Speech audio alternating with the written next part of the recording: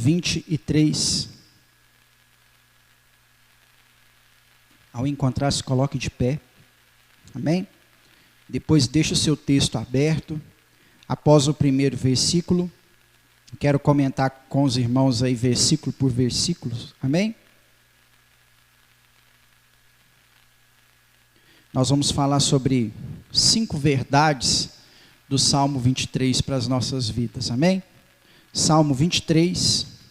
O Senhor é o meu pastor e nada me faltará. Amém?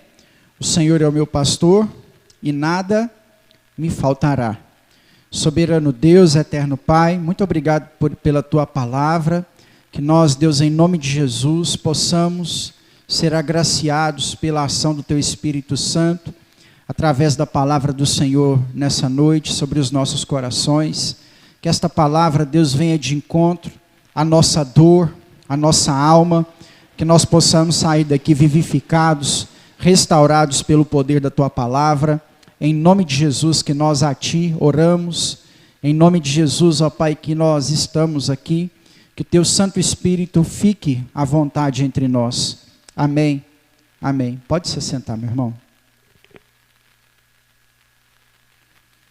Eu acredito que, de tempo em tempo, todo cristão, né, todos nós, independente da maturidade cristã ou do tempo que nós venhamos ter de servos de Deus, enquanto servos do Senhor, nós sempre vamos precisar trazer à nossa mente algumas lembranças de algumas verdades práticas que nós não podemos esquecer jamais.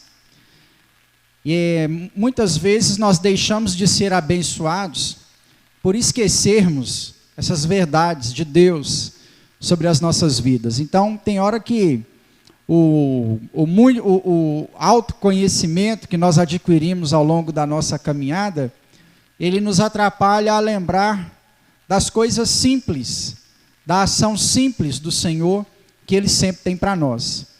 Então, eu acredito mesmo que, vez ou outra, nós precisamos parar e ler aquilo que é simples, que muitas vezes nós já conhecemos de cor e salteado, mas às vezes nossos olhos passam tão rápidos por esses textos, que nós esquecemos de lembrar as verdades práticas de Deus que eles têm para nos ensinar.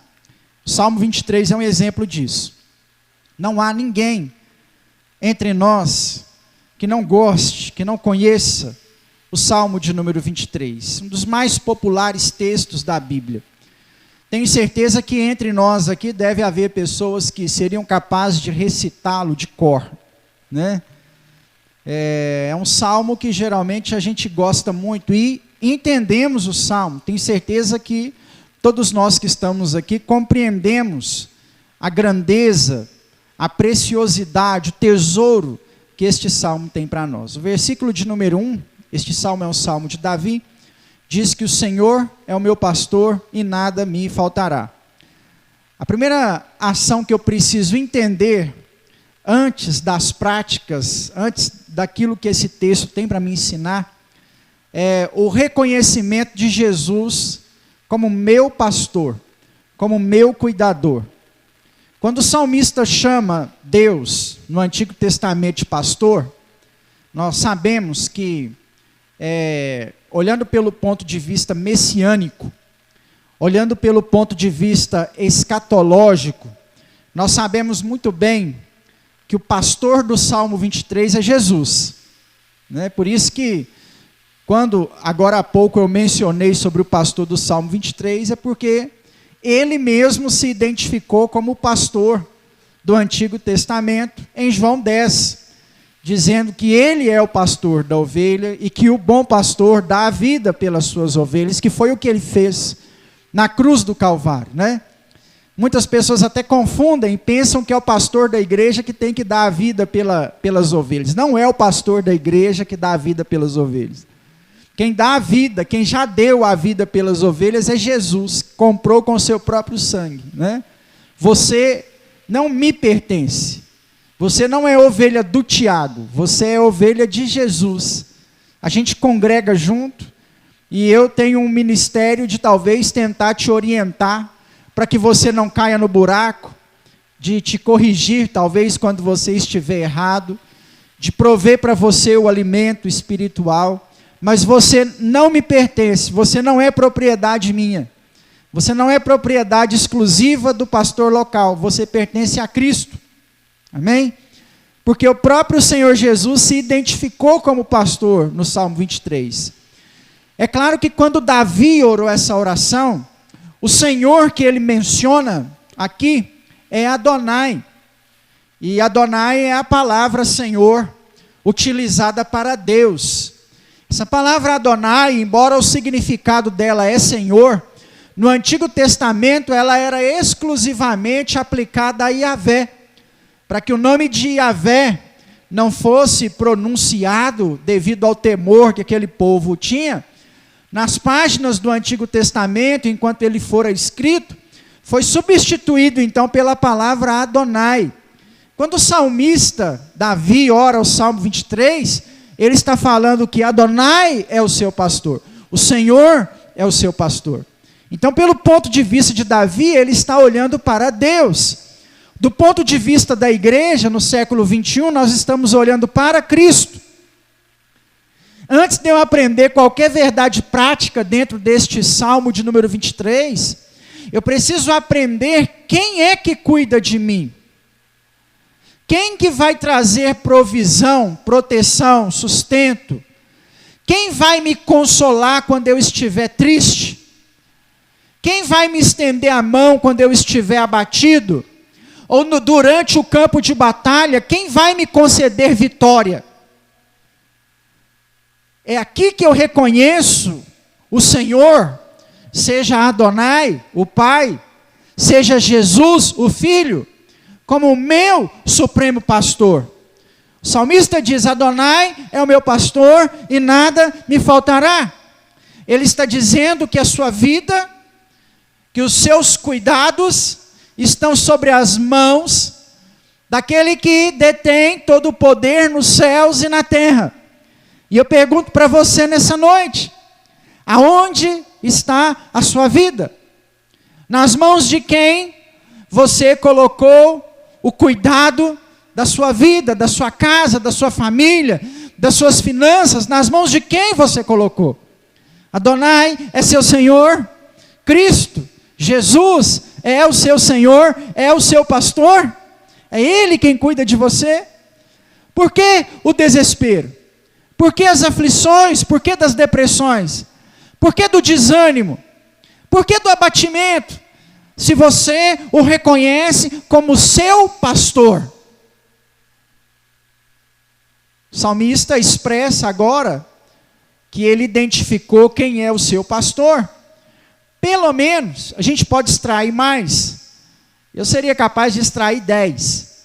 Mas hoje nós vamos olhar para 5 verdades obtidas dentro do Salmo 23. Quando nós colocamos a nossa vida, quando nós confiamos a nossa vida, a nossa casa, a nossa família, nas mãos de Jesus, nas mãos de Adonai, o Senhor. Versículo de número 2. Ele me faz repousar em pastos verdejantes e conduz-me mansamente por águas tranquilas. Primeira verdade que eu aprendo no versículo de número 2. O Senhor é que provê sobre a minha vida. O Senhor, Ele é o meu sustento. Se Jesus é o meu pastor, se Adonai cuida da minha vida, a minha provisão vem única e exclusivamente dEle. Minha provisão não vem das minhas próprias forças, não vem da minha própria capacidade, não vem daquilo que eu conquistei durante a minha vida. A minha provisão, o meu sustento, as minhas águas tranquilas, o meu momento de bonança, o meu tempo de descanso, o fruto da minha colheita, quem propõe para mim é Adonai, é o Senhor. E o Senhor nunca falha. A provisão do Senhor sempre nos alcançará. Amém ou não amém? Nosso sustento vem de Deus. Talvez você está passando por momentos de escassez, de tribulação, de falta de mantimento. Mesmo passando por esse momento de falta de mantimento, de escassez, você sabe, se Jesus é seu pastor, se Adonai é seu pastor, você sabe que Ele vai te conduzir, que o seu caminho é em direção a águas tranquilas e a pastos verdejantes. Você sabe que o que você está passando é momentâneo. Tem data, tem dia, tem hora, tem minuto e tem segundo para acabar. Porque Ele está te conduzindo a um momento de tranquilidade. Jesus é o seu pastor? Adonai é seu pastor? Por que do desespero na hora da escassez? Por que desesperamos na hora da escassez? Por que não compreendemos nos momentos de tribulação? Segunda-feira no discipulado falamos um pouco disso, né? De às vezes o Senhor nos conduzia a momentos de escassez. E de nós, ao invés de reclamarmos, entendermos o Senhor nos conduzindo por estes momentos. Primeira verdade que eu aprendo com o Salmo 23, o Senhor é a minha provisão. Ele proverá o momento tranquilo, Ele proverá o pasto verdejante. O versículo faz referência a duas situações: águas tranquilas, ausência de necessidade. Se estamos em ausência de necessidade, os pastos são verdejantes. Desde aquela época até os dias atuais, nós consideramos, aí vamos olhar agora pelo ponto de vista humano, não pelo ponto de vista divino. Nós humanos consideramos que quando não estamos passando por turbulências ou tempestades, é quando os nossos celeiros estão cheios, é quando a nossa despensa está cheia, é quando os pastos estão verdejantes, ou é quando o dinheiro cai na conta, né? O que você entende por águas tranquilas? Talvez uma conta poupança gorda. O que nós entendemos por ausência de tribulação? Ter dinheiro. É isso que nós entendemos. É isso que eles entendiam. Guia-me mansamente por águas tranquilas. Conduz-me a pastos verdejantes. Se eu tenho alimento, se eu tenho pastos verdejantes, significa que o meu momento é de tranquilidade. O Senhor é quem nos leva para este momento. Pastor, não estou vivendo isso, não estou vivendo escassez. Mas se apegue aí à palavra do salmista na sua oração. Conduz-me mansamente, né? Faz-me, ou seja, faz-me, eu não estou, preste atenção no texto, eu não estou. Ele me faz, quando eu não estiver, Ele me faz repousar em pastos verdejantes. Conduz-me, eu não estou nas águas tranquilas. Ele me conduz-me às águas tranquilas. Versículo 3. Refrigera a minha alma. Guia-me pelas veredas da justiça, por amor do teu nome. Segunda verdade que eu aprendo com o Salmo de número 23, aqui nesse versículo 3, o Senhor é o nosso amparo. É Ele quem refrigera a nossa alma. Você sabe o que é alma? Quando Deus criou o homem, o Senhor constituiu o homem de 3 elementos: corpo, a parte periférica, carne, osso, cabelo, nervos. Isso aí que você vê, que nasceu pequenininho, vai morrer velhinho, se Jesus não voltar até lá, é o nosso corpo, que a dicotomia chama de parte material. O nosso corpo, a tricotomia chama de parte periférica. Aprenda algo sobre corpo. Você não é esse corpo. as nossas grandes dúvidas sobre arrebatamento, sobre céu, sobre inferno, sobre Deus, sobre comunhão com o Pai. As nossas grandes dúvidas é porque nós pensamos que somos corpo. Nós olhamos para a parte material, periférica, e pensamos assim, nós somos isso. O que vai ser disso no arrebatamento, na Nova Jerusalém, no inferno? O que vai ser disso? Você não é isso. Vivemos um tempo da autoadoração ao corpo. Nunca na história da humanidade o corpo foi tão venerado quanto nos nossos dias. A estética, a aparência, o cuidado. Eu trabalho no meio de 70 pessoas e sou capaz de dizer para você que 85%, 80 a 85% se preocupam com o seu corpo, com a parte periférica. A pessoa para de comer o que gosta, a pessoa faz coisas que ela não gosta de fazer para manter a bela aparência da parte estética. Só isso. Uma vez eu estava saindo da loja, aí o meu diretor viu uma moça toda arrumada, assim, ali ia sair do serviço e iria ir para a academia, então ela estava com roupa de academia. Aí ele falou para ela assim, aí fulano de tal, lá vai malhar, ela vou agarrar, porque tem que ficar bonita. Aí ele olhou para mim e falou assim, você, Thiago, não vai não?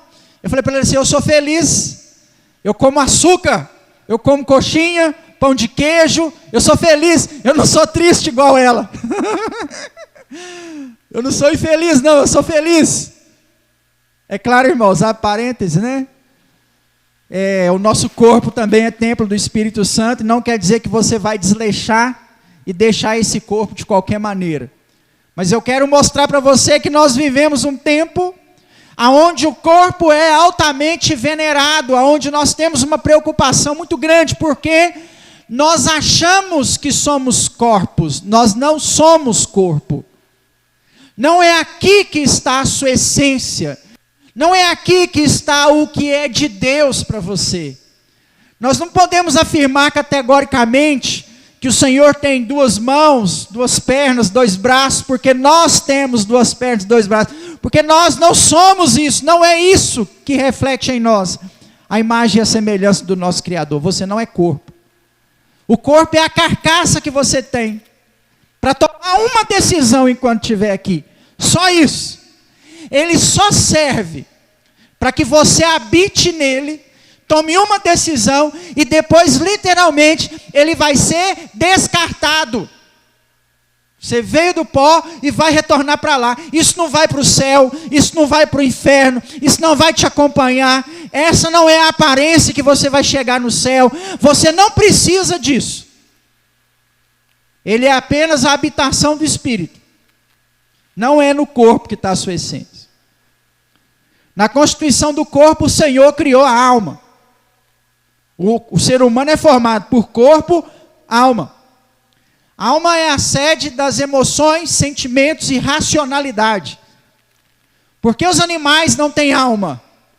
Porque Deus não soprou neles o fôlego de vida. Eles não se tornaram alma vivente. O Senhor falou, exista. E eles, ao som da voz do Criador, existiram. Você foi diferente. O Senhor pegou você, quando ainda um boneco de barro, inspirou a sua ação e soprou o divino, a alma, o Espírito, nas suas narinas. As pessoas que gostam de animais que estiverem nos assistindo, que não me levem a mal, mas os testemunhos de Jeová estão errados. Não vai ter leãozinho no céu. O céu não foi feito para eles. O céu foi feito para nós. Talvez você queria ter um cachorrinho lá no céu. Vou te dar a triste notícia. Não tem jeito. Os animais existem por causa do ecossistema, para que nós estivéssemos aqui e tomássemos uma decisão em direção a Deus. Só para isso. Tadinho, pastor, eles vão para o inferno. Não, eles vão deixar de existir. Só isso. Para ele não faz diferença. Animal age por instinto, não por vontade própria, porque eles não têm alma. Eles não têm alma. Alma é pessoalidade, é sentimento. Quando você fica depressivo, é uma doença na sua alma. Quando você está alegre, é a manifestação da sua alma. Quando você sente dor, é a sua alma que está se manifestando. A alma é o sentimento, é onde estão as sedes dos nossos sentimentos. Tristeza, dor, alegria, que faz parte do ser humano.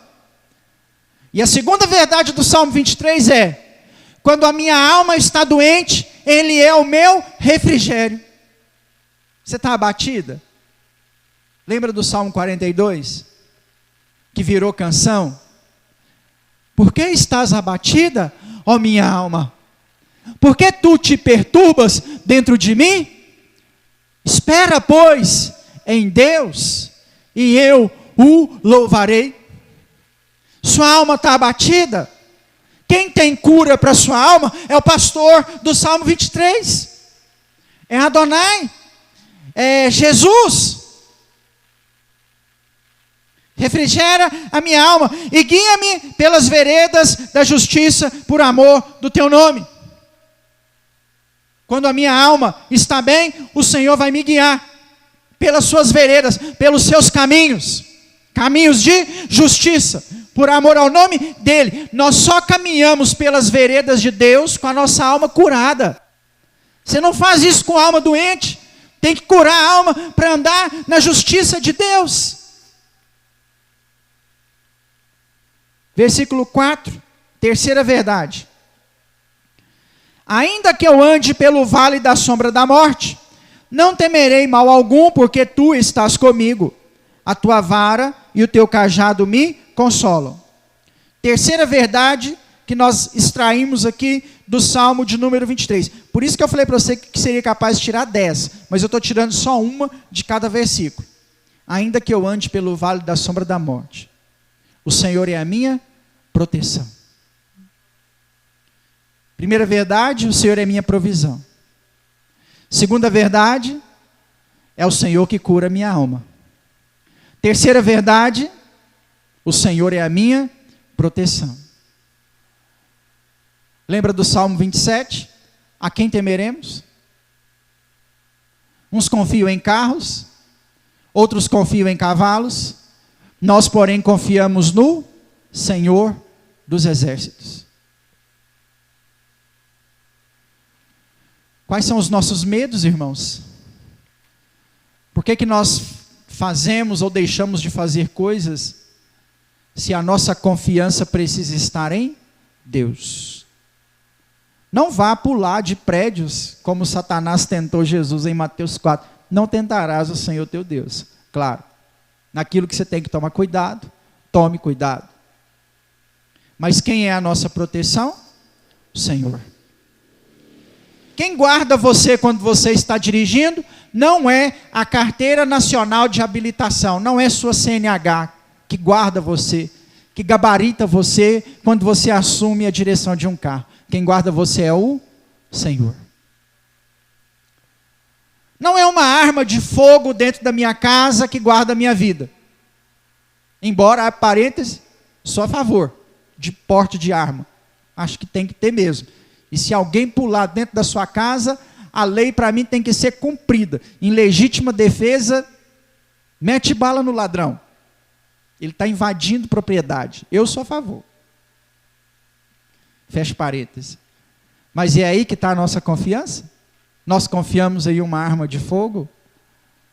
Nós confiamos nessas coisas? O Senhor é a nossa proteção. Quem guarda a nossa casa?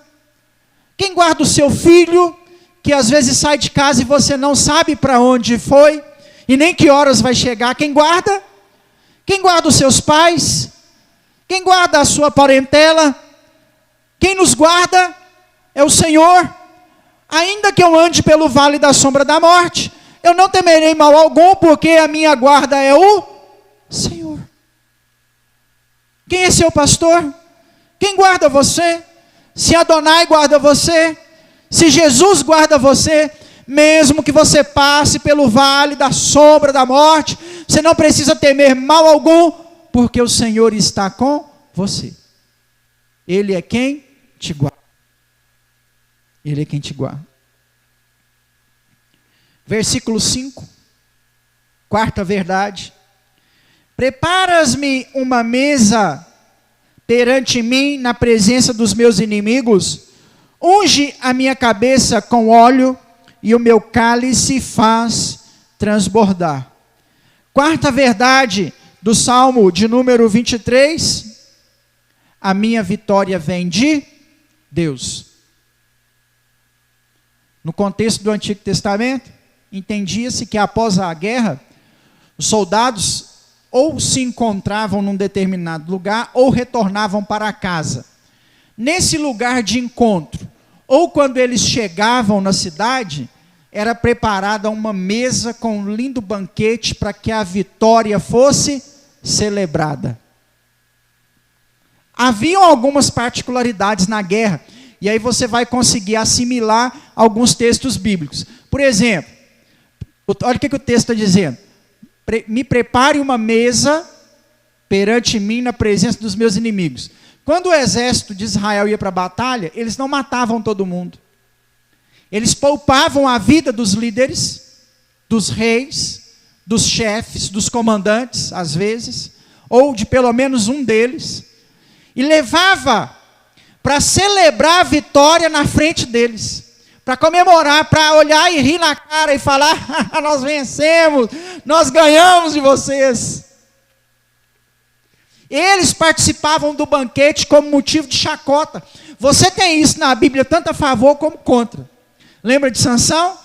Prenderam Sansão e traziam Sansão para fazer chacota diante do banquete. Aí, ó, você era o mais forte, nós vencemos. Quando Israel ganhava, isso acontece também, por diversas vezes. A mais triste delas para mim é Saul, que poupa a vida do rei dos amalequitas, dos filisteus, confundi agora, amalequita ou filisteu, rei, acho que é filisteu, e leva o rei, só que Samuel vem durante o caminho, Samuel, mas quem que é? Você não matou o rei, eu mandei você matar o rei. Certamente não está no texto bíblico, mas muito provavelmente, mudando a palavra, muito provavelmente Saul poupou a vida do rei para fazer um banquete e celebrar na frente dele a vitória daquele dia.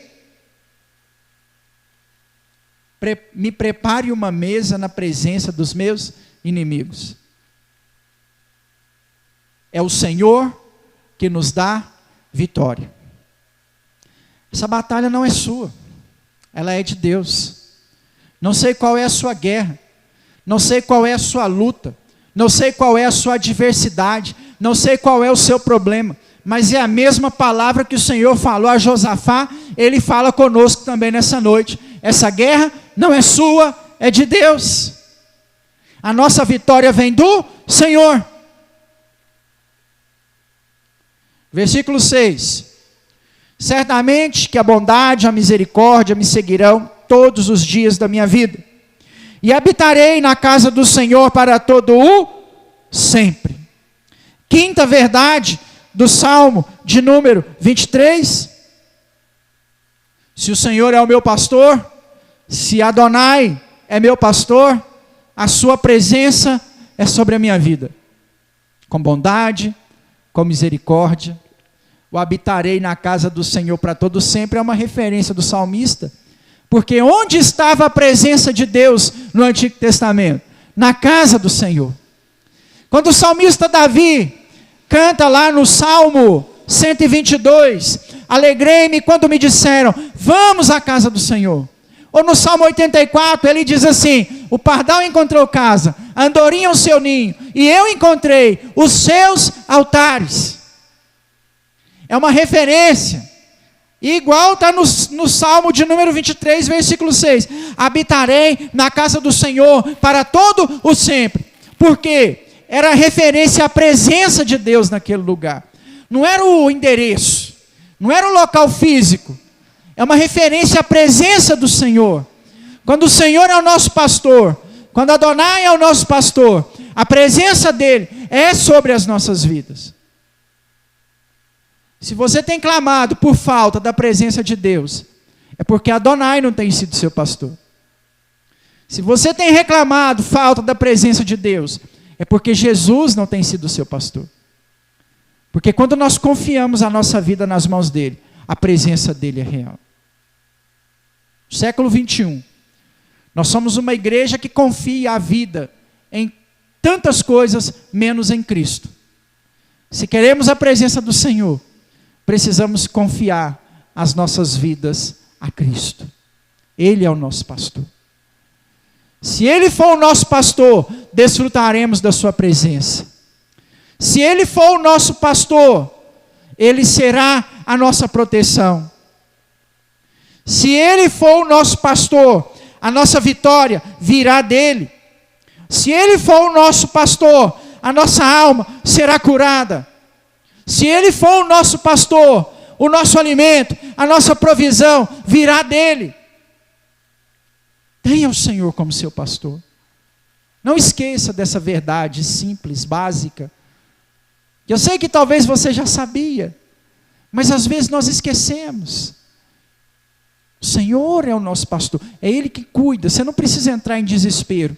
O cuidado vem sempre dEle. Nós somos dEle. Nós pertencemos a Ele. Ele nos comprou com o seu sangue, em nome de Jesus. Você pode se colocar de pé? Vamos orar?